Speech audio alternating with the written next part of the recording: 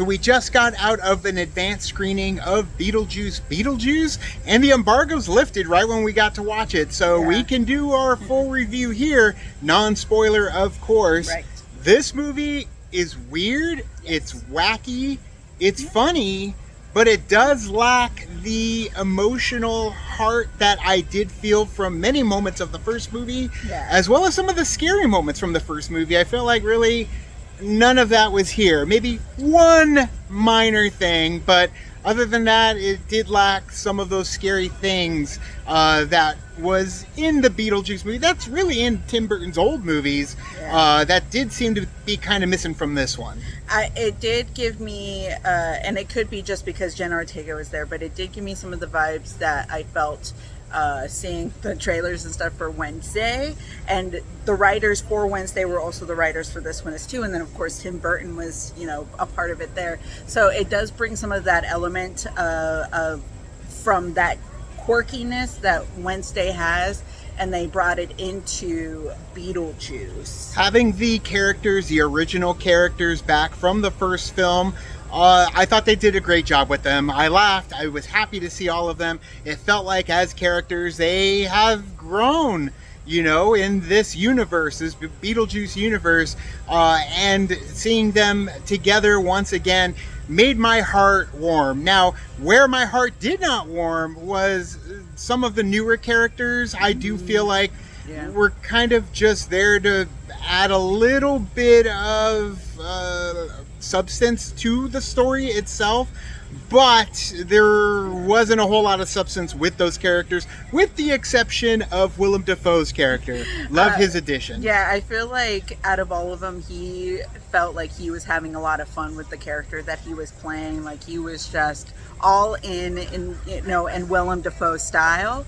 But like you said, there are some new characters that I was kind of like, I don't really care about your storyline or where you want to go in this story. And it didn't even feel like they needed them there. They were just there to kind of be like, oh, remember like a throwaway line in another movie. We're just going to add some substance to that.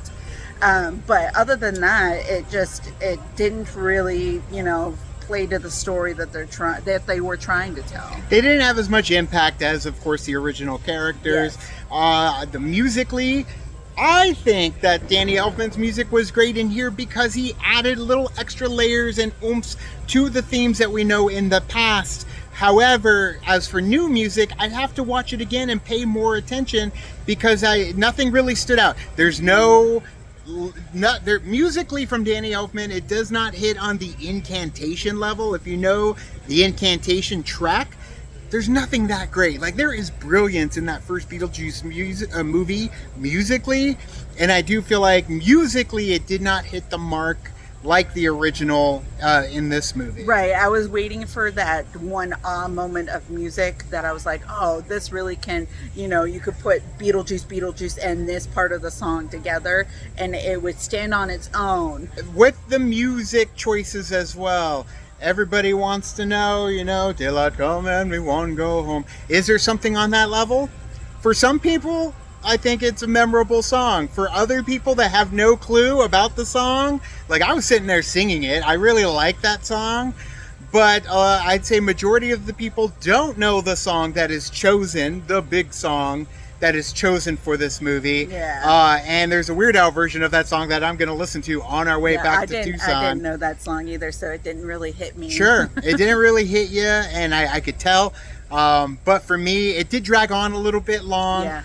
But that's the song. If you listen to the song, it does drag on a bit long. So with this movie, I do want to see it again because there are so many details, especially in the afterlife. I was trying to read, anytime somebody held up a newspaper or anything like that, I was trying to read all the headlines on there. Yeah. I don't like that there wasn't a whole lot of explanation to what is going on with Adam and Barbara.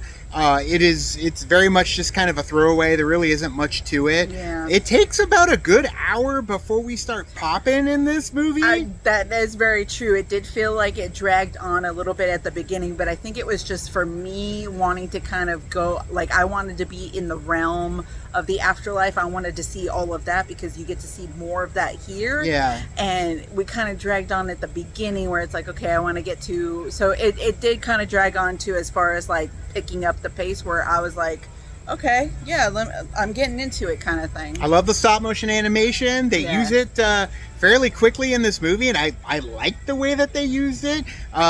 Working around Charles's inclusion in the story, I thought was very clever. So I give them an A+ for that. Yeah. But the stop motion animation across the board, I love seeing it. And even when there was CG involved, it was minor. There wasn't a whole lot to it. So I thought that they did a good job at making it feel like we were back in the world. I love that we're back in their hometown. Yes.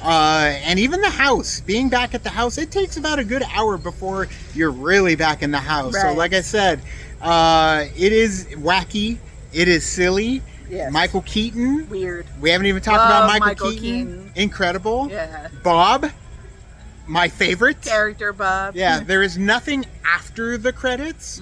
A little bit of fun, like with the title cards up until the mid-credit, but other than that, there's nothing after the credits. If you just want to listen to Danny Elfman's music, which we did, it's great no matter what. So Beetlejuice, highly recommend you watch it. I'm really curious what everyone's going to feel about it. Yeah, I'm curious too, because I feel like you're going to get it. I feel like it's going to be a niche for people. So if you're going in with like already kind of feeling that niche, then I feel like you're going to enjoy it. But at the same time, you're going to be like, oh, well, this doesn't feel like what I wanted it to feel. Possibly, but either way, the first one is always the best. It's going to be the best for a long time. It's soundtrack included, but this one is a fun addition to it. So definitely check it out. Let us know your favorite Beetlejuice song. That's kind of a crazy one, right?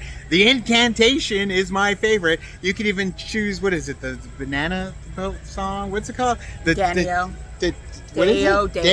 I don't think it's called Deo. I think it's called the banana song. Well, it's Deo, and then they put banana song in parentheses, I think. Right, Deo. But that could be included too. I'm still saying the Incantation song. Tell us down in the comments below. You can also like and subscribe. And do the thing on our Facebook, Twitter, Tumblr, Instagram, Discord. All those social networking gin joints, you know where they are. Kick into the party, fuel the party, keep the party going on our Patreon, as well as our member section on our YouTube channel. It's very hot out here in Phoenix, Arizona, but check out Beetlejuice for sure. Thanks so much, and as always, now it's time to say goodbye. This party is over. Bye. Bye.